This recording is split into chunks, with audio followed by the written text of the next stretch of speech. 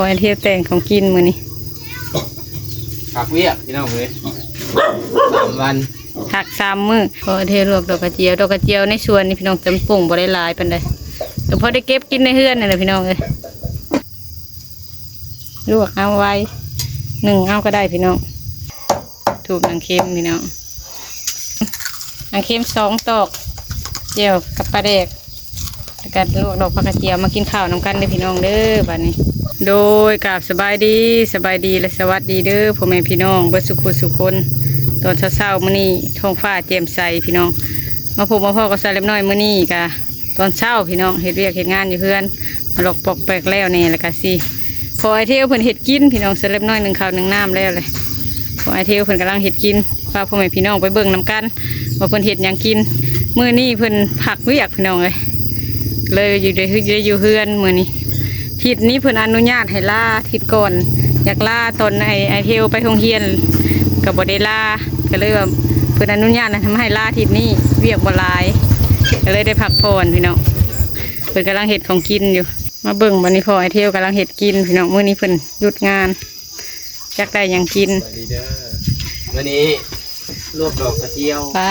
ตุ๊เลยดอกกระเจียวลวกดอกกระเจียวกับสิเฮ็ดหยังก็กับเห็ดแจวแล้วก็จีนางเค็มสิเมื่อเราสิไปใส่เดี๋ยวนี้เมื่อแล้วเที่ยวพอเทวมาไปสวนเพิ่นเลยสวนใกล้ๆกันนี่แหละพี่น้องภาคหัวไปนี่ไปถ่ายอังป้าไปสบายดีเทวอยู่เฮือนหาเป็นไอไปบ่ไปเบิ่งอ่างปลาพอจรไปเบิ่งดูอ่างไปทำไมเราเที่ยวเพิ่นไปน้ำพอจรเพิ่นเฮ็ดกินตอนเช้าพี่น้องเอ้ยมื้อนี้เที่ยวไปเบิ่งน้องปลาเพิ่นน้ำพอจรเพิ่นพอไอเที่ยวแต่งของกินมื้อนี้ผักเวียกพี่น้องเลย3 วันหัก3 มื้อทิศก่อนว่าให้ล่าผักไปส่งลูกไปโรงเรียนลูกไปเข้าโรงเรียนใหม่ครับอันทางบนพื้นที่เวียกมันบ่มีคนแล้วก็เลยบ่ได้ล่าพี่น้องเอ้ยบัดทิศนี้แล้วเพิ่นให้ล่าก็เลยว่าได้หยุด3 มื้อได้พักผ่อน3 มื้อปิดเที่ยวไปพูนเฮ็ดงานในเฮือนไปเวียกผักเวียกก็อยู่เฮือนเห็นเวียกก็สิพากันไปทางนอกน้ำนี่ไปถ่ายคลิปอยู่นอกน้ำนี่ชุกแล้วว่าวันนี้นะเล็กน้อยแล้วก็บ่ได้5 นาทีซ้ำ10 นาทีบ่แล้วก็ไอเทเห็ดของกินจนลายตอนแรงมาลังเสือเพิ่นมาตะเวนกับเพิ่นเห็ดจะเริ่มมาเห็ดเวียกแนวอื่นก็ไอเทลวกดอกกระเจียวในสวนนี่พี่น้องจำปุ่งบ่ได้หลายปานใดแต่พอได้เก็บกินในเฮือนนี่แหละพี่น้องเอ้ยกับเจียวปลาแดกอันแม่บุญทวีเพิ่นซื้อให้งวดก่อนนะทอดเทื่อละ2 ตัวพี่น้องเอ้ย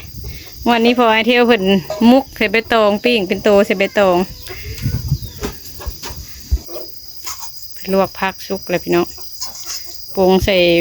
พื้นเลยพี่น้องเพราะว่าเฮาบ่ได้ลาดพื้นพี่น้องเอ้ยอยู่ในดินเลยแต่มีแต่อนามัยให้มันเกลี้ยงมันสะอาดแล้วก็พอแต่บ่มีฝุ่นพี่น้องเพราะว่าฝนพระเข้ามาฝนตกหลายฝนเข้ามาถึกน้อยหนึ่งมันก็สุ่มนี่บวกพักจำเจียวกระเดกจับที่ทั้งหมดจับโลมึงดู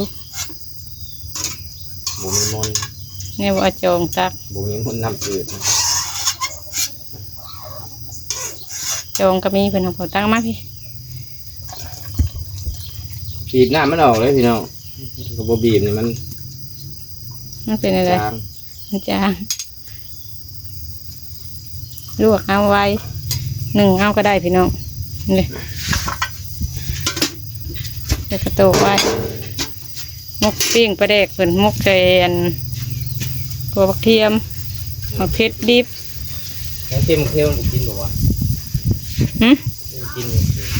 กินน้องเค็มมานี่พี่น้องสูตรจีนางเค็มจีมันใหม่เลยได้นี่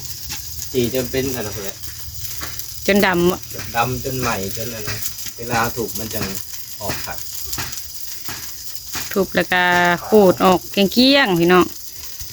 พอไอเที่ยวนั้นเอามีดขูดเอาบ่วงขูดแล้วทุบแล้วก็ได้จนว่าขาวไอ้ซ้อยผู้กินมันจังนัวแล้วก็บ่ขมพี่น้องถ้าเฮาเฮ็ดให้มันมีอันดำๆติดแล้วมันบ่แซ่บควันกุบควันเอาพี่น้อง พอไอเที่ยวจีนางเค็มมาแล้วเที่ยวคือย่างมาจ้ะคือบ่ถามมานำพ่อโจร แล้วมันเป็นยัง จีนางเค็ม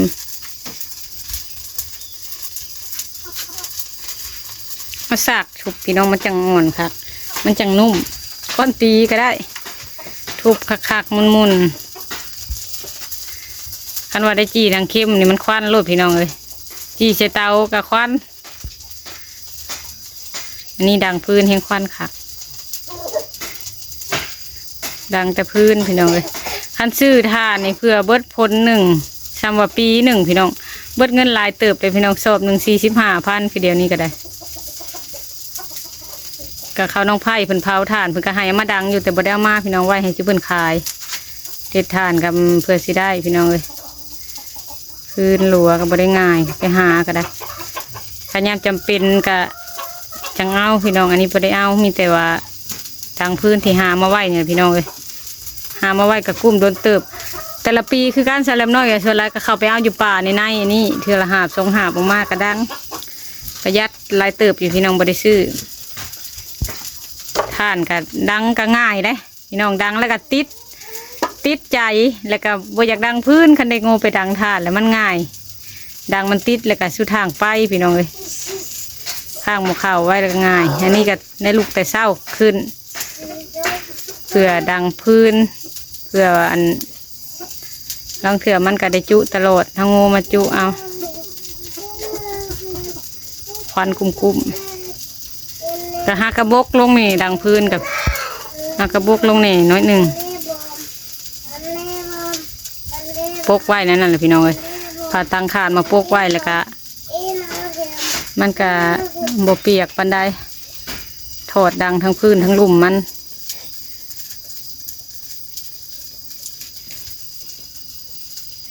เมนูอาหารเช้าโอ้ยเที่ยวจีนางเค็มกับปิ้งปลาเด็กลวกผักดอกกระเจียวมันเป็นไปได้กับต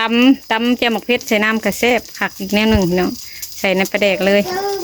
ถ้วยเดียวกันจ้ำนวดใส่กันนัวอีกแบบหนึ่ง นี่ฮะเจียวอยู่ไหน นี่อยู่ว่าเจียวนะแล้วถ้วยเจียวอยู่ไหนออกมา ลำประเดชใส่ตอนประเดชไก่มันทับง่าย จีนางเค็มน้ำออกมาเที่ยวจีนางเค็มมาสากทุบให้มันนุ่มๆนี่พี่น้องอ่อนกินกับข้าวเหนียวจ้ำปลาแดกพี่น้องอาหารอีสานบ้านเฮา เมื่อจะจับ ย้ำออกลูกออกเลยไว้เที่ยวก็อยากชนน้ำบัดนี้ย้ำออกทำไมอย่าเห็ดแนวนั้นอย่าเห็ดแนวนั้นยืนอยู่ซื่อๆมันสิเป็นอีหลีเด้อฮะมันถือกินสัก อย่าเห็ด ถูกนางเค็มพี่น้องย้ำออกทำไมเที่ยว มันถูกง่ายเลยมันก็ออกถูกออกคักๆถูกออกคักๆนุ่มๆถูกแห้งๆลูกชายเป็นกันไม่ยังหาเทวนั่นนะไม่ยังเขาเอิญนะฮะโบฮูโอ้ยนางเค็มแล้วเลยพี่น้องจีนางเค็ม2 ตอกเจียวกับปลาแดกแล้วก็ลวกดอกผักกระเจียวมากินข้าวน้ำกันเด้อพี่น้องเด้อบัดนี้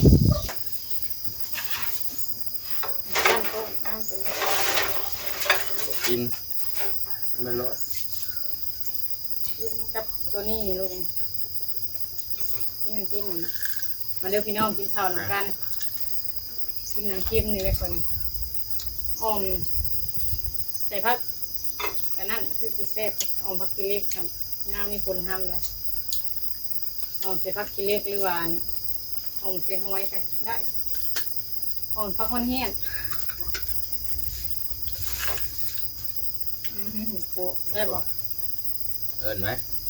จำเจียวบะแดกเนาะ ว่าลุงกินเขา มึงกำยังบอกว่าลุง กินกับน้ำเค็ม หนังควาย เอาเค็มกับตอนปลาแดกก่อนทอดปลาแดก กับหนังควาย กับอบชื่ออบกันอบกระดูกหมู บ่แข็งบ่ ก้อนเพียว บ่แข็งบ่ ไอ้ไอ้ เห็นดีๆเห็นดีๆลูกกินดี แข็งบ่ ๆแข็ง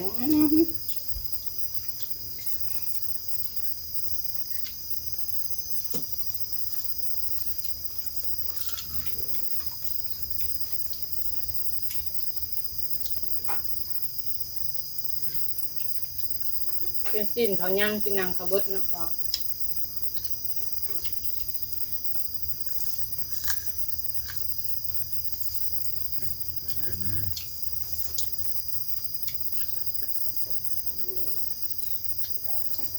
เป็นกินอุ่นท้องไงแหละไอ้เที่ยวน่ะเป็นกับกินลิ้นได้เลยบอกแข็ง เอาบ่ แข็ง อืม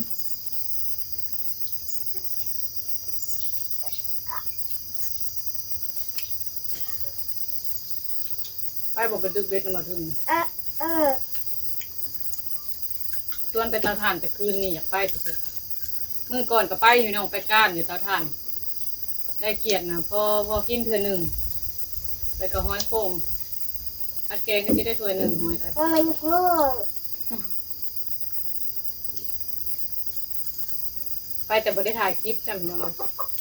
ยังไงเที่ยวอยากนอนผ้าออกมาไปก้านเลยครับมาก่อนน้องไผ่กับน้องไส้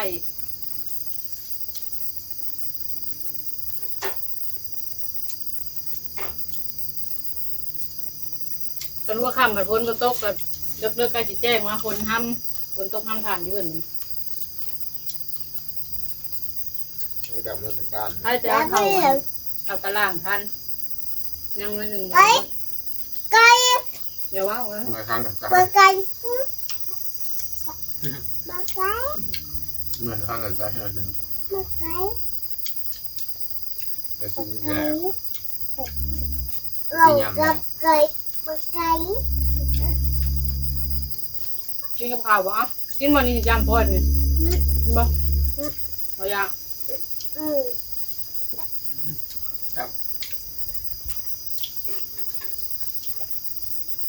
ก็การมันบ่เคลื่อนดอกกระเจียวนาเอาไปน้ำที่เฮ้ยตัวเนื้อขาด ขึ้นเพลงคน อันนี้มันหวานๆอยู่บนพื้น แล้วกินก็กระตุกป่ะตะมา ต้องใช้เธอต้องเธอบอก อืม มันก็ได้บ่ มันเป็นต้นนุ่มเนาะไม่แข็งเนาะ มันเห็นบ่ได้ นี่ตัวมันนุ่ม เมียนเด้ มันแข็ง ไก่อะเตี้ย ได้กับกันได้ไม่ใช่เขียวคูเหมือนกัน ใส่ออกมาจุ๊บจุ๊บจุ๊บ มันหวาน